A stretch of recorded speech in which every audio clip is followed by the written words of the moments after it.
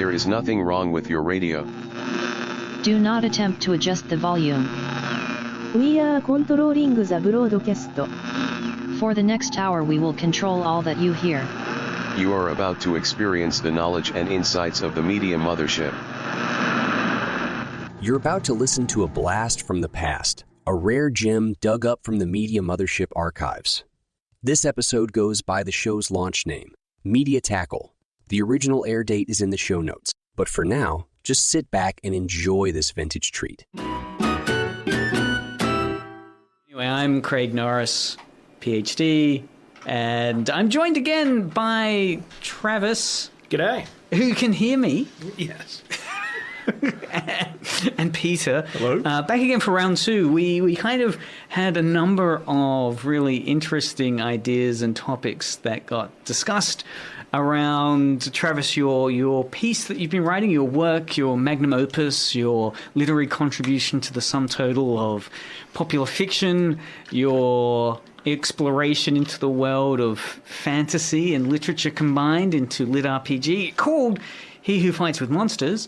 And I wanted to bring you back in because there's been some great breaking news about the global success that's around the corner. What's happened, Travis? What's happened with your creativity? I think you may be quite I have to get close to the mic. I think you may be quite heavily overselling. Yeah, I'm excited. But no, basically I'm going from just online serialized fiction to just ebook publication because it's super hard to get a book published on Amazon. Right. Well, yeah, so yes. That's not the case. No, it is not even vaguely the case. But there's also an audiobook coming out at the same time. Which I did want to ask some questions about as well. All right, so we've got an audiobook, we've got ebook. So at the moment, again, as you were saying, you are inhabiting the world of online e-fiction, right? Yep. So it's the Royal Road website, it's the Scribble Hub. And these contain a lot of kind of people posting their chapters up and commentary and forums. Yeah. There's lots of discussion forums, and, it's a huge space where people are constantly putting up new chapters for their stories because it's completely accessible, it's completely free, which, obviously makes it wildly accessible, but also makes it a very busy space and very hard to get noticed in. And also, would you say, compared to Amazon and just getting an ebook for your Kindle or any of the other online ebook sites, Google Play and so forth, that that's more mainstream than the online Royal Road space? I don't have any hard numbers, but I have to imagine that it is, yeah. Because as many people as there are, because it's the internet, there's now a global audience, it's still sort of a specialised corner of the literary world. You can find a lot of people who don't know what Scribble Hub is. You'd be hard to find somebody who doesn't know what Amazon is. Yeah. So we're now at the point of, did you initiate the process of getting onto Amazon? No, I didn't actually. How did that work? Because I've been quite, like pretty much everyone who makes money just putting everything up for free, I've been making my money on Patreon. And I was quite happy with that. But I was actually contacted first by my audiobook publisher, Podium, because there was another author that they work with. Right, so this is your audiobook publisher. Your audiobook publisher, Podium, noticed the success of your piece on Royal Road. Actually, I was recommended to them by another author who reads my work. Right. So it's a real network. Yeah, and they published his thing, and he said, you need to go find this guy. So they came and found me, and I'm like, I don't know, but, it's been really great. So is there a bit of a club of other authors writing work like you are? Do you get on a Skype chat every week? Or I've had some communication on and off. I'm sort of classically, self-isolating writer type, though. So, I'm not... hugely social. I've exchanged some emails and whatnot, But nevertheless, you're getting referrals or other authors who really enjoying your work are referring. It was really great for the old self-esteem. That's huge. That is congratulations. So the audiobook company now has initiated a drive to get your work onto Amazon. Yeah, and since they were going through the effort of properly editing and whatnot, it seemed like a waste to not then release the ebook as well. So now I'm working with an ebook publisher, and that's all going. So it's all going to be simultaneously released in March. So one of the things, just before we move on from the audiobook space, is your main character has a distinctively Australian accent. Were you involved at all in the vetting of who is voicing your characters? Yes, they sent some samples of voice actors they were looking at, people who've worked as Australian, and Peter and I sort of went through some of those, giving them a listen, and we weren't super sold on all. Like, some were generally okay. A lot of Americans with very obvious Australian accents. I mean, I've never said Aussie in my life. Yeah, well, I don't think we ever hit that one, but there are certain place names like Melbourne and Launceston where as soon as they say one of those, you can go, bang, that's American. Because they'd hit the R on Melbourne. Melbourne. Yeah. Launceston. How does Launceston sound? Launceston.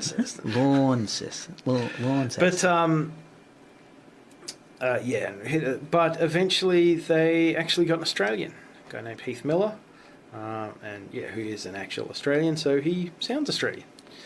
I mean, he's a professional voice actor, so he can, push it up and down, which actually works for my main character, because he also sort of modulates his accent.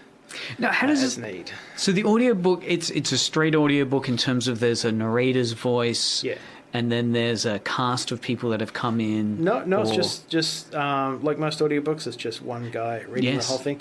I haven't heard a lot of it yet, so I'm actually looking forward to getting a listen to the final product, because my work is very dialogue heavy as well. So very exciting.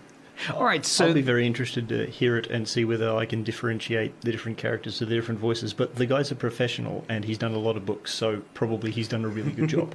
It's such an exciting stage, I'd imagine, to have written a piece of work and then taking it into that next transmedia step of adapting it into a completely new platform of audio. And that nervousness of are they going to be a custodian of this or not? But so it's exciting. I'm a little nervous about how it's going to go. I'm hoping it goes well, obviously. So then we have the ebook space, and you've mentioned that in LitRPG genre, most of it does inhabit online writing areas, not as much on the ebook space. There's sort of... My understanding is that there's sort of two major zones in which LitRPG inhabits, one being the online serialist space, where I've existed thus far, and then there's the ebook space, especially around Kindle Unlimited. As a Kindle Unlimited reader, I can tell you that, in the last few years, I have gotten notifications and read quite a few LitRPGs. So it is a bit of an explosion on ebooks as well. It seems to be a lot more American authors having a go at the subject than, and they're not as old at it, not as experienced at it. It's not they're bad writers, it's just the first time they've tried to have a go at a different thing. Some of them work really well and some of them not so well. But that's the same in the literary space that you inhabit. And I think it's interesting that for some people, this is a genre that is really new to them. And like, I'd not really known too much about this genre. And I know last week in the discussion, we went through the movies, which people might be more familiar with, and how those do and don't fit within the genre. So Tron isn't quite a fit, because the main protagonist, while he does travel into the game world, doesn't then exist within that game world with a meta-knowledge, in a way, or a meta-knowledge which is then part of the diegesis, that you see it, like he's interacting with a an operating system that has game narrative code in it, which in Jumanji Welcome to the Jungle does appear with The Rock.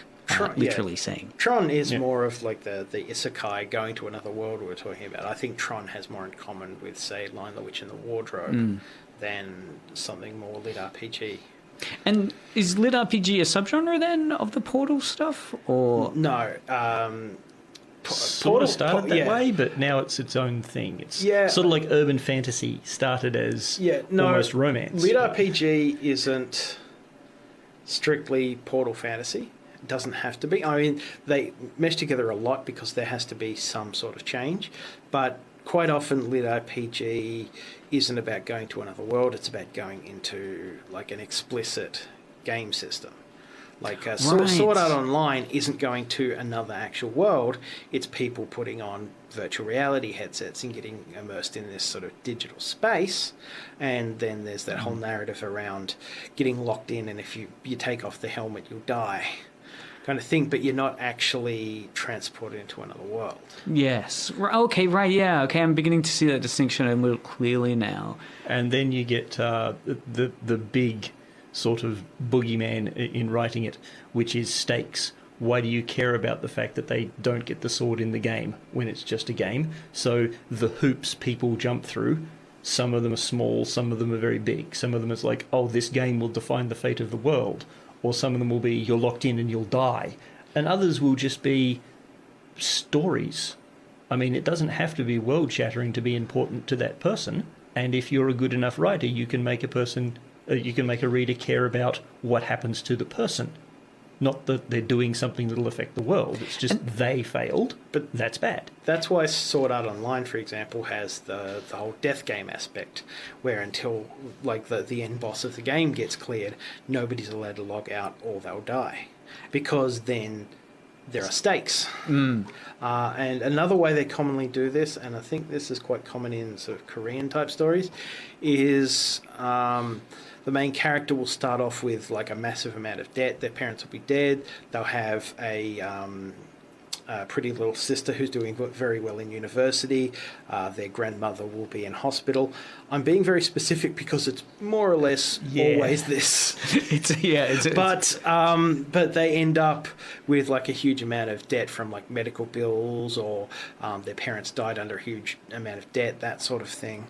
And they'll be the only male of their family, so it's got to be the grandmother that's in hospital and the sister that's at university. It can't be like the older brother or. And they have to go, and they're going to make money by playing this sort of pay-to-win style game where they grind up massive items and then sell it to stupid rich people for hideous amounts of money.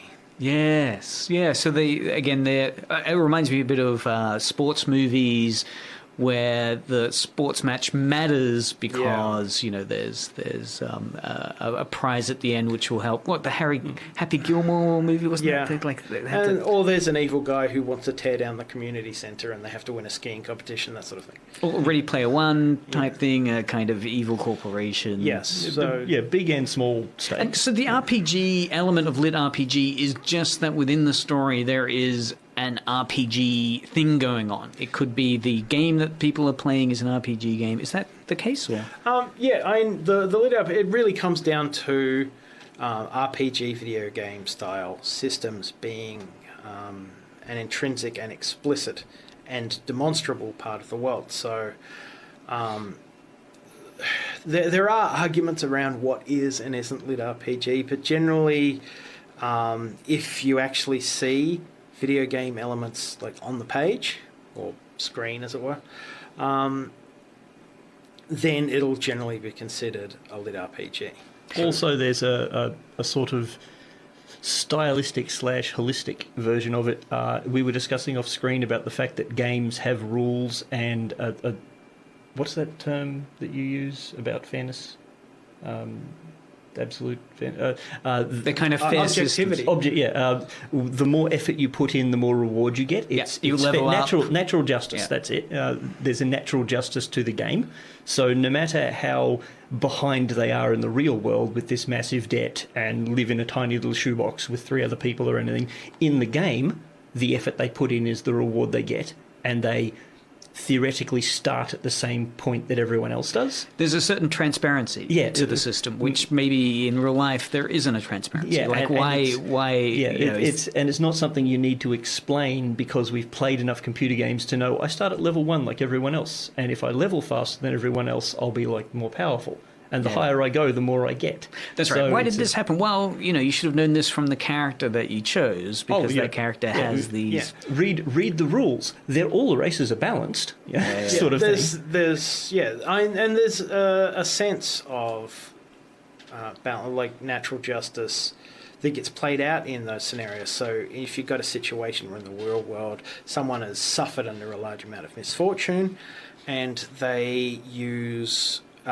their transition into this world that does have like rules and fairness and balance in order to redress the imbalance in the real world.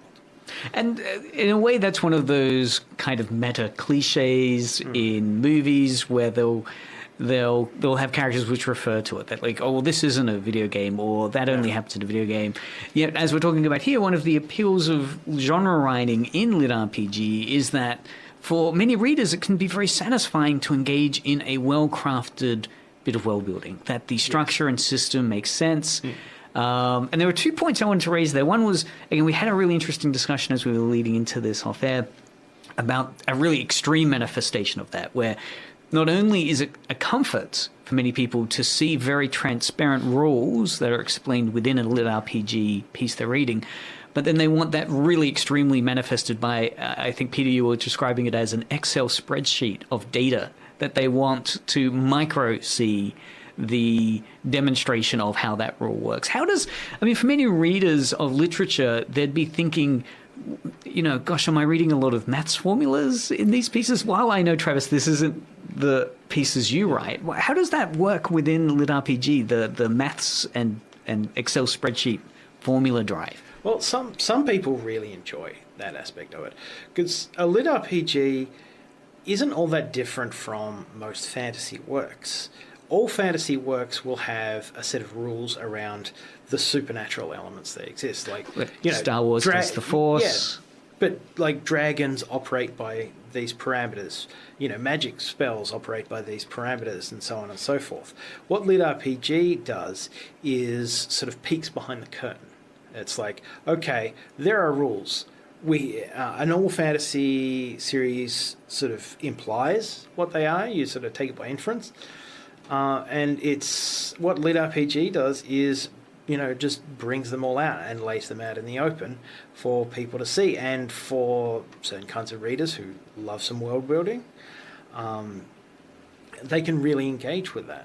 It seems like a very min-max drive, but like all I'm imagining here are like some video games that I play where I'll go on a forum to figure out how to beat a boss or something, or how to get better at the game, and you'll descend into these discussions of the meta. The current meta in the game is this is how the formula works, while it's kind of not what happened in real life if you're playing a simulator. Nevertheless, this is just the meta. This is how to... Yeah. Some of the lit RPGs have this. Quite one of the tropes you mentioned, Travis, last time was somebody travelling back in time. They've been hard done by to a point where they have to retire their character, but they got to like maximum level, and then for some reason the universe will let them go again. So their cheat is that they know everything about the game and know the meta when everyone else is starting and not knowing it. There's an entire genre that sort of works like this. There'll be someone who started the game late, but they were like super, super talented, and they sort of finally caught up to all the people who were standing at the pinnacle of this game, and they had a really close friend, and that friend betrayed them horribly, stabbed them in the back, usually literally. Their character dies, and it'll be some game where like it'll be super hardcore mode. When your character dies, you lose all your stuff, whatever. But then they'll wake up, and the universe has seen the incredible injustice of you being betrayed in a video game you were playing, and has seen fit to send you back in time to right before the video game starts. So you get to start at the same time as everyone else with all this foreknowledge, and you get to sort of get revenge on the people that wronged you, and as you make your way through the game and reach the top. And the satisfaction is, I mean, that trope, I guess, exists in many wish fantasies of going back in time and doing it all over again. But the drive here is to do better in the video game. Yes. Well, it's a little hard, really, to relate to the, and I'm going to borrow lines like Special Forces Death Machine, who has spent decades fighting war. I mean, not many people do that, but you can really, really relate to, hey, my level 60 died. I really wish I could do that again, And again, has this genre coincided with the popularity of games like World of Warcraft? Almost in lockstep. Oh, right. Yeah, the models for the systems are very, very explicitly that sort of World of Warcraft massive multiplayer system, although they very frequently draw more on the ones that are more popular in Asia, because Asia has a lot of these MMOs, and a lot of them are very much sort of pay for in-game items, not wildly balanced kind of thing, and that actually lends itself better to a storytelling system, because when there is like a level of unfairness and disparity, which contrasts with what I was talking about earlier, it gives characters more of something to overcome. So by characters, you're talking about a piece of fiction you might write with a player engaging in this game. Yeah, it comes down to the concept of pay to win, which is common in games with microtransactions, where just by spending more money, you can become more powerful in the game. You'll get better items and all that stuff. Which is so unfair, right? I mean, yes, it is generally considered very, very, very bad game design. But it is frequently, especially if you're only looking to make sort of short-term goals, good business sense. It is good, yeah, but it's exploitative practices. It's where all those horrible news stories of mums who find out that their credit card has been completely blown up by their kid, who was playing a Smurf game or something and decided to buy all the berries. Yeah. And once again, the outrage comes from how dare they break the the justice of it. Yeah. How dare they break the natural justice of a game? Yeah. A game that's right. Yeah, games shouldn't be predatory. Yeah, a game should be fair. Yeah, particularly for young gamers. But there is a debate around there, because a lot of games are free. Like, you can free, just play them straight up for free, but they have servers and programmers and marketing, all this stuff that they need to pay for, so they have in-game purchases. So a lot of times the solution is just purely cosmetic items, new skins, whatnot. Fortnite. Yeah, Fortnite is doing quite well for itself. Yeah, so they're not game breaking. You don't pay to win. You just pay to look good. Yeah.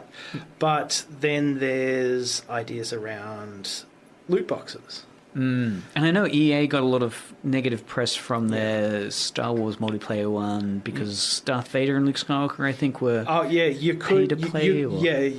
You could buy them, or you could. Yeah, completely grind. Yeah, you could grind it. Unnatural lifeline. It'd only take about 14 months to get one of them, I think. It's fine. I mean, and there was a lot of moral outrage against that. That you're kind of building a Star Wars game, and your player base wants to play these characters. Yet you're putting them behind a paywall. Yeah, and it was something like a $60 paywall. It was like about as much. As and I think the outrage was you had to pay for the game as well. Oh yeah, because you had to. It was a full price game. And in art imitating life, games play on that too. Some of the outrage will be, or the character will be hard done by that sort of thing, and so they'll reference real life. This is real fuel for the LitRPG space, right? These kind of moral, and this is where so that's where the narrative of a LitRPG, like the actual narrative and not just the system involved, sort of differentiates from a classic fantasy in that it draws in these elements. I personally love that. I love a LitRPG that has little nods to the video game aspect, like someone goes to cook and instead of pulling out ingredients and stuff, you just get a little progression bar. And it's like, what the hell is going on? And you know, and like NPC behavior being a little bit off, and it depends on the individual story. But I think it opens up such an interesting question about where people learn the rules of how to behave in life, and media always has a really important role in communicating rules to people. And it's hearing this information. I guess it's really not surprising to me that there is a real comfort to be found from understanding a game mechanic and then referring to that to understand how a real-life rule-based experience go, like cooking. Yeah, I find cooking difficult, and I find looking at YouTube explanations of how to cook kind of unhelpful. Yet I'd love to see a bar appear as kind of, you know, the progress meter or something, and the other things to add. That system, if I could see that in my head, in a way, in a LitRPG way, yeah, it would provide... Actually doing a thing in real life takes a lot of effort. Cooking is quite a lot of effort if you do it right. And sometimes you can get it wrong, and it's like, how did I get that wrong? I followed the steps exactly. Something like blacksmithing is really hard to learn, yet if you just get a little progress bar because you've got 13 points in blacksmithing, suddenly you can make yourself a little dagger. But that's that real disconnect, though, isn't it? Where, you know, real world doesn't work that way. You can spend so much time investing into learning how to be a blacksmith, and the time you put in, you should be able to get further than maybe you have in reality, because something, you know, you just... And here you've just created a story. What if a guy who knows how to be a blacksmith goes in and does it for real, as opposed to does the progress bar thing? That could be your story and your conflict, as opposed to he goes and fights monsters. He creates a better sword as he struggles to do it himself with a hammer and an anvil, as opposed to the guy who's cheating or just like leveling, and there's your core conflict for your story. Well, that's actually a major trope that gets explored in a lot of these, because there's this idea, especially the ones that are explicitly inside a video game, because there's this idea around once a game reaches a certain level of immersion to the point where you don't really grasp that it's any different from the reality you're experiencing, a la The Matrix, which tends to be the case with most of these stories, then there's that question of to what degree do real-world skills translate into this video game space. So because if the basic system is, you know, you get a progress bar for cooking, what does happen if you're that good at cooking? And by referencing The Matrix, I think many people remember those scenes where, I guess, Keanu Reeves' character goes back into The Matrix and, you know, gets Kung Fu downloaded into his head. And he gets like, oh, now I know Kung Fu. Well, now you know sword fighting because you started a warrior character and he can sword fight. It's a great shortcut, so you don't have to spend, well, A, actually say your character has sword fighting skills, or B, time. Who has time to learn a medieval skill in modern day? Whereas you can go into the game and then you can play a warrior. Now you can use a sword in game. Great. So is The Matrix quite a good gateway film in terms of, you know, if you like that scene in The Matrix where Keanu Reeves' character, or Neo, you know, he wakes up in the real, realizes in the real, and he's so much weaker and he can barely function, and... You know, it's this kind of impoverished man. And then he goes back into the game space and he is empowered again. He can download stuff. He understands the mechanics. He can game the system. It's a great shortcut visualization for authors to reference, and people just instantly know what's going on. There's an element of that, I think. But I think what's more common is when you've got... a setting where people can come in and out of the video game world as they like, you know, truly immersive one. You start seeing instances where the skills that they've been picking up playing these video games start to get translated into the real world. So there's this idea of, is this video game reprogramming my brain? In a good way? Or bad way? Well, that's the question. Depends on your point of view. If you go in and you put a whole bunch of points into sculpting, and your character is really good at sculpting in the game, and it's so immersive that you're actually doing this thing, rather than a progress bar. If you then go out of the game, and even if just some of that skill has been translated, that means a video game has changed your, intrinsic brain makeup, And which is like, it has an incredible potential, but it's also really terrifying. what if you choose to play a villain and it suddenly makes you all right with killing people? Does that... Yeah. Which is very much when we reminds you a start- bit of the Westworld series. What happens if you join an organization and you're not allowed to disobey members of that organization, and you come out of the game, and then all of a sudden there's this sort of obedience programmed into your mind? Look, and there's two interesting points there. One is there has been some research looking at how people playing games kind of have a bleed into life. There was a really interesting research project here at the University of Tasmania, actually many years back, from Roland Atkinson, that did a project on Grand Theft Auto. Do gamers that play a lot of Grand Theft Auto, when they're driving around Hobart streets, see Hobart differently? And there were some really nice stories that came out of that in terms of saying, yeah, they love Grand Theft Auto, and through playing that so much, they began to recognize that Hobart actually does have aspects of a city. That Hobart isn't just a backwater place. It actually has city-like pieces which they recognize in the game. So this one guy was saying in his interview that he drove by a Hungry Jack's, and he saw some kind of nefarious-looking teenagers there, and suddenly the narrative of Grand Theft Auto kicked in terms of saying, okay, this is like GTA with the kind of subculture characters there.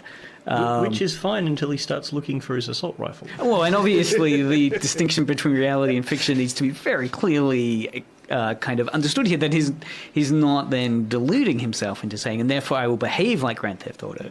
But just that interestingly, it pivoted Tasmania or Hobart into a kind of trajectory of Big city America. Yeah, happy danger, I'd put it as. This kind of like, Grand Theft Auto is all about being able to partake in dangerous, immoral activity or boring activity for some, right, obeying the street laws and so forth. It was interesting in the interviews that this researcher was conducting that it can make the real world around you a little bit more special, a little less banal, create a little bit of story behind it. But the second space that I this interested me in, for authors writing books, where does this question take you for a narrative? What are the cliches that this typically resolves itself in terms of a character, sculpting guy, playing the sculpting video game, getting points, and then, after the game, he starts being able to tinker and have confidence into actually doing it in the real world. And then, as a story writer, where would that be fuel to create an interesting point to, or where does that form as a genre or a cliche? Well, it's... story is ultimately about conflict. So it's the points of conflict that really make it interesting. So rather than you're coming out and, this game can make you do things better, rather than saying that's an absolute good or an absolute bad, the question becomes the real driving force. So sort of following that thread, the game is changing your brain. How do you feel about that? And also, what else is it changing? And then you start getting into sort of world building, the real world aspect. Because if you've got in game lit, you've got like a real world setting, and you've got this VR setting. So you generally start off exploring the digital space. So in your own novel, the character goes into a kind of... Yeah, there's a degree of that in mine. Mine doesn't actually have a digital space. My character is actually thrown into another world where he sort of experiences these, RPG-like elements. But eventually he does... So there's this concept of the real, ordinary world. And then there's this magical world where he's experiencing all these things with the real world as a point of differentiation, like a control group, as it were. But eventually he does make his way back. And then he starts to realize that the world he left is not exactly the way he thought. It's not this sort of empty, devoid of magic place. It must have been a difficult decision to bring a character back from a fantasy world after readers engaging with this fantasy space. Were readers happy with your main character suddenly going back? Or they saying, no, give me more of him in fantasy role Not playing? even I was happy, and I'm just the guy who lives in the next room. Yeah. I believe my specific words were, I don't know any of these people or care about them like I do the other ones. Make me. He did, by the way. There was a lot of trepidation from the readership when this happened, but the response was very positive, ultimately. I think it helps that, by that point I'd already been writing this for quite a long time, sort of developing those skills, as it were, and it was kind of a reverse of how it went in the first place, whereas in the first place, when the story started, everything was new. You don't know the character, you don't know the setting, it's all up in the air. Whereas this, when it came back, by that point the readers knew, the character. And there was a lot of thinking, this is just going to be him going back and then going back to the magical world almost immediately, which it wasn't. As sort of these layers of what he didn't know about his own world get peeled back until it, reaches the point where the world is like sort of massively transformed as things come to light. I guess I don't want to be too spoiler in case anyone actually wants to read it, but and because it's a story, it's also about a personal journey. So what did he learn over there, and how is he applying it to coming back? Well, it's in a way you have that Joseph Campbell's hero's return narrative, right? Yeah. The hero takes the quest, goes through all those challenges, and then there's always the hero returns with the boon of knowledge. Yeah, because there's very much the start of that section is very much, coming back very changed into both personality and capability. Well, let's take a bit of a break. And it's been fascinating hearing the exploration of the deeper dive into the world, as well as the great news about the upcoming audiobook and ebook. We'll take a quick break and we'll get some more details about when those might be available to read. Alrighty. Hey, you're listening to Edge Radio. This is Media Tackle, and that was a song. A song, Rhymes to the East, by The Band. Honestly, this system just drives me bonkers sometimes in terms of the song that plays disappears. It just disappears off the system, and unless I've written it down, and I wrote down Warm J. That was as close as it got. Anyway, you're listening to Craig Norris, PhD. I have a PhD, which probably didn't sound like the PhD-ness there. But I'm with Travis and Peter, and I want to conclude. So we're at near the top of the hour, so about 5 minutes left. And I want to talk about this idea of who owns the text, right? There was a news article I was reading recently, or a few years back, about the latest Star Trek movie, and they were trying to figure out what type of nacelle this Star Trek spaceship would have. And they went to Paramount Studios, and Paramount didn't have an idea, and they just said, go to the fan wiki. So the director and producers of the latest Star Trek movie said they found all the information on the fan wiki for Star Trek. It wasn't held in the Paramount Vault or anything. It was all online on the fan wiki. And those guys knew more about this text and the ins and outs of it, and were better custodians than Paramount were. Now, with your own text, Travis, what role does Discord play to help, kind of fix and create the wiki for your world? There actually is a wiki. There is? Yes. So who made the wiki? Some fans. But, there is an element of fan ownership of the system, because from the very start, people have been very engaged with it. And it's a sort of almost a collaborative space where people will ask all of these questions. And, a lot of times I'll, have the answer because I spent quite a lot of time developing this system. But periodically they'll throw out, even if it's just a detail or some new concept that's something that I've never developed before. And it's like, that's great, and that's something worth knowing. And then I can stop and take the time to figure out, well, I need an answer for this, it has to fit, I have to get it right, and then I'll come back and say, okay, here's the answer. So within your system, you have, what is it, like a 5 power? Four.